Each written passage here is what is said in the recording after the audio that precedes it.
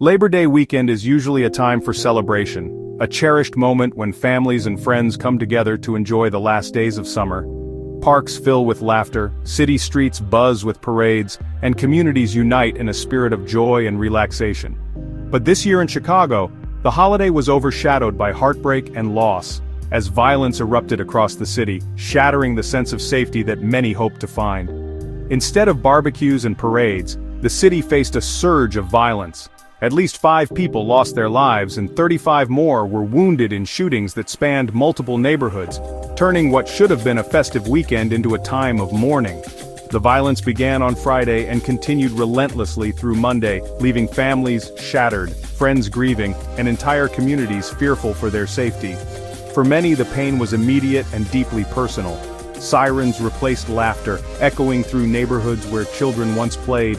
The holiday spirit was lost amid the chaos, replaced by anxiety and uncertainty as residents tried to make sense of the tragedy unfolding around them. Law enforcement was stretched thin, responding to call after call, highlighting the ongoing public safety crisis that has gripped Chicago for years. Officers worked tirelessly, but the scale of violence left many feeling helpless. Residents were reminded of the daily dangers they face, as fear and uncertainty gripped entire neighborhoods. The sense of community was tested and trust in safety was shaken. Businesses struggled to stay open, with many owners worried about the future. The social fabric of the city was strained, as neighbors leaned on each other for support in the face of adversity. Chicago's ongoing battle with crime deepened over the holiday weekend, leaving many to question what, if anything, can bring lasting peace to their city. As the community searches for answers, hope remains that change is still possible. News of the violence erupting in Chicago quickly spread across the nation, dominating headlines and sparking intense conversations in living rooms, workplaces, and online forums alike. The shocking reports drew a swift and sharp response from former President Donald Trump, who wasted no time in making his views known to the public. From his Mar-a-Lago estate, Trump took to social media, unleashing a barrage of criticism against Chicago's Democratic leaders. He accused them of failing to keep the city safe and directly blamed their policies for the escalating chaos and unrest. Trump didn't stop at criticism. He issued a stern warning. If local authorities couldn't restore order, he would not hesitate to send in federal forces, hinting strongly at deploying the National Guard to take control of the situation. His message was clear. When local leadership fails to protect its citizens, federal intervention becomes not just an option, but a necessity in his view. For Trump's supporters, this was a sign of strong, decisive leadership. They praised his willingness to take bold action to protect lives and restore order, seeing it as a much-needed response to what they viewed as weak local governance. But critics were quick to push back, calling Trump's statements political grandstanding, and accusing him of exploiting the crisis for his own gain. They argued that federal intervention could escalate tensions and undermine local authority.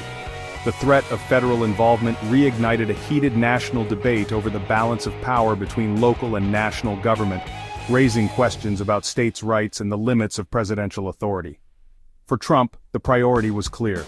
Public safety must come first, even if it means overriding local objections and taking controversial steps to restore order in America's cities.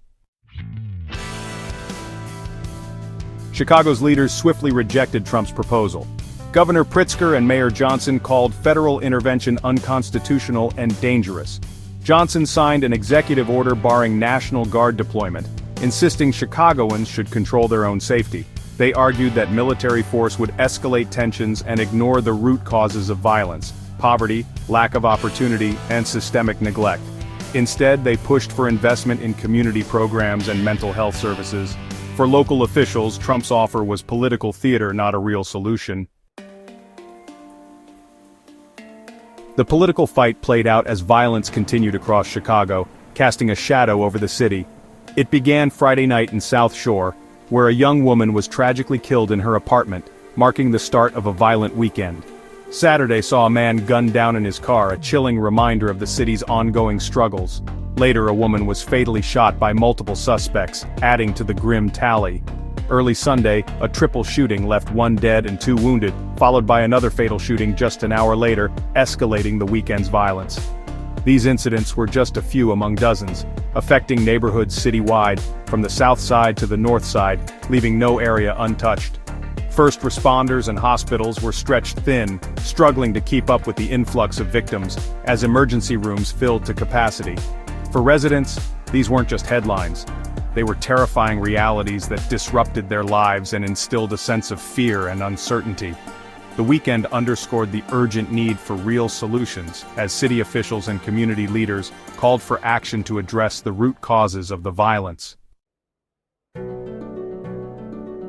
The clash between Trump and Chicago's leaders highlights a deep divide over public safety. Trump calls for federal force to restore order. Local officials insist on community-driven solutions. The debate is about more than tactics. It's about who should control the city's future. As the violence subsides, the political standoff remains. Chicagoans want safety, but the path forward is uncertain. The city stands at a crossroads, its next steps a test for urban America. The nation watches, waiting to see which vision for public safety will prevail.